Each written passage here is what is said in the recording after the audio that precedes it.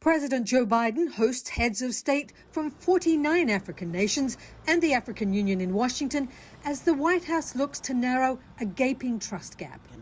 The three-day summit is the biggest international gathering in the U.S. Capitol since before the start of the COVID-19 pandemic. It means a great deal to have this time in person with you. Biden administration officials played down their concerns about the clout of China and Russia in Africa, which is home to more than 1.3 billion people. Instead, administration officials tried to put the focus on their efforts to improve cooperation. My view is actually the continent has been craving for just the U.S. to show up and lead. And the U.S. has not done that all the time. There is considerable skepticism. In Africa, we have the perception that the U.S. looked down on Africa.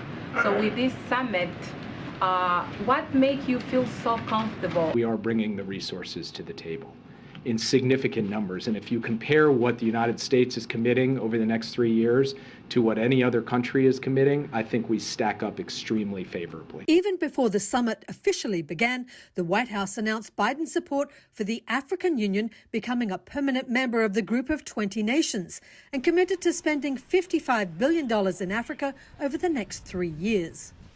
Biden has spent much of his first 2 years in office trying to counter fears about American leadership after 4 years of Donald Trump's America First foreign policy. With this summit, a follow-up to the first such gathering held 8 years ago by President Barack Obama, Biden has an opportunity to assuage concerns in Africa about whether the U.S. is serious about tending to the relationship. The question is, the summit is an exciting opportunity that is coming for them to show that they really want to revamp and strengthen the relationship with Africa. But it comes with high risk. And the risk is, after 8 years, what do you have for us? African leaders will be looking for Biden to make some major commitments during the summit, including announcing his first presidential visit to sub-Saharan Africa and efforts to bolster the continent's economy through investment and trade. Perhaps more importantly, it could be an opportunity for Washington to demonstrate that Africa is more than a battleground in its economic and military competition with Beijing and Moscow. Tracy Brown, Associated Press.